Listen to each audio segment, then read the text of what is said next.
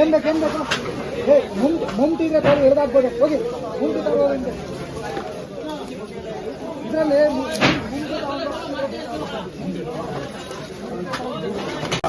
ಆ ಕಡೆ ತಗೊಂಡು ಗೇಟ್ ಹೊರಡ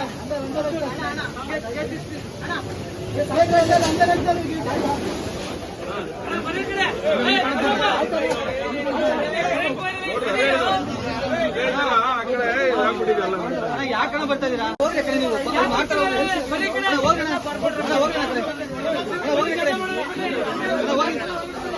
ಕಡೆ ಹೋಗೋಣ ಹೋಗೋಣ. ನೀವು ಇಲ್ಲಿ ನಿಂತಲ್ಲಿ ಕೆಲಸ ಮಾಡಕ್ಕಾಗಲ್ಲ ಅವರಿಗೆ. ಹೋಗಿ ಕಡೆ ಹೋಗೋಣ ಹೋಗೋಣ ಕಡೆ ನೀವು ಮೀಡಿಯಾ ನೀವು ಹೋಗೋಣ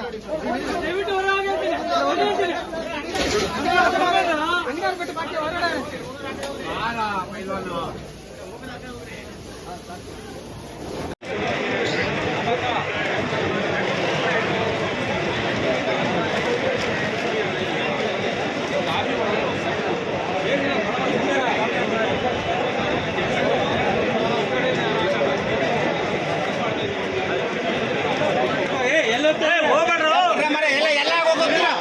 ಹುಡುಗಾಟಿ ಕಾಡ್ಬೇಡ್ರಿ ಎಲ್ಲ ಇಲ್ಲ ನಿಲ್ದಿಲ್ಲ ಹೋಗ್ಬೇಡ್ರಿ.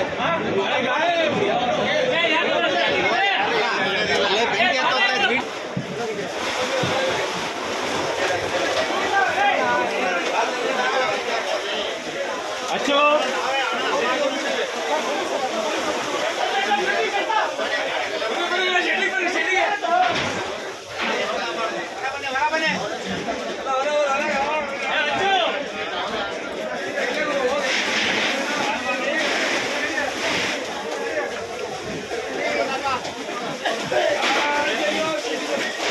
ಹೋಗಿ ಈ ಕಡೆ ಹೋಗಿ ಅಣ್ಣ.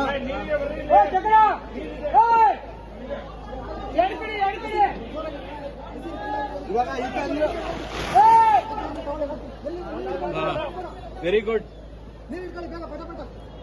ಇಲ್ಲಾಂದ್ರೆ ಫಸ್ಟ್ ಈ ಕಡೆಯಿಂದ ಮಾಡಿ ಒಳಗೆ ಹೋಗ್ಬಿಡತ್ತಣ್ಣ. ಸರ್ ನೀವು ಹೋಗಿ ಸರ್, ಫಸ್ಟ್ ಲಾಸ್ಟ್ ಇಂದ ಮಾಡಿಸಿ, ಫಸ್ಟ್ ಹೋಗಿ ನೀವು.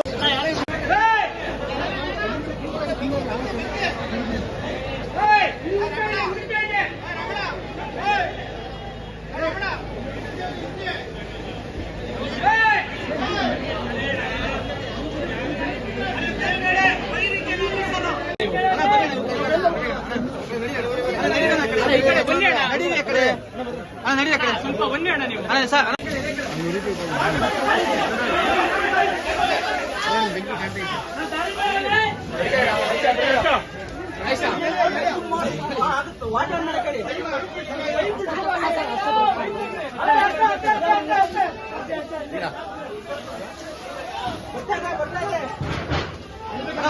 ಕೇಳು ಅಷ್ಟೇ ಅಷ್ಟೇ ಅಷ್ಟೇ ಅಷ್ಟೇ.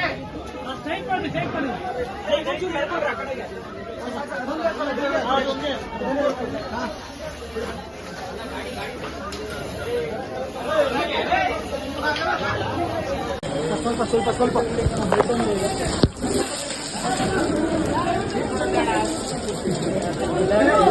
ಯಾವ ಕರೆಕ್ಟ್ ಆಗಿದೀವಿ ನೋಡ.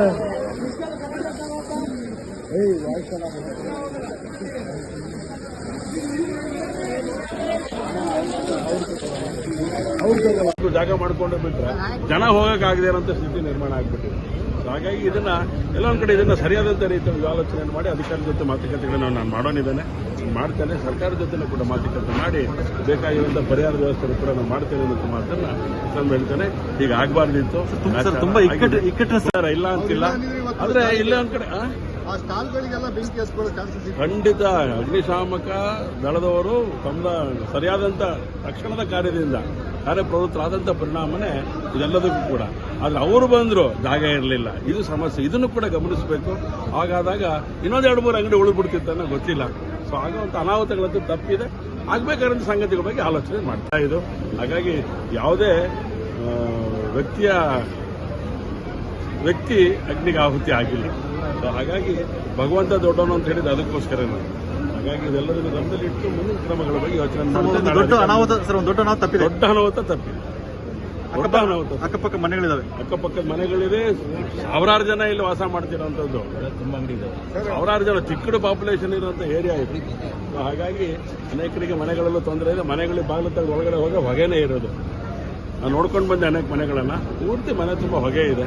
ಹಾಗಾಗಿ ಅವರಿಗೂ ಉಸಿರಾಟಕ್ಕೆ ಸ್ವಲ್ಪ ಸಮಸ್ಯೆ ಆಗ್ತಿದೆ. ಹೊರಗೆ ಬನ್ನಿ ಅಂತ ಕರೆದಿದೆ ಅವರನ್ನ. ಅದರಲ್ಲೂ ಕೂಡ ಅವ್ರ ಮಕ್ಕಳು ಮನೆಯನ್ನು ಕರ್ಕೊಂಡು ಹೊರಗಡೆ ಬರ್ತಾ ಇದ್ದಾರೆ.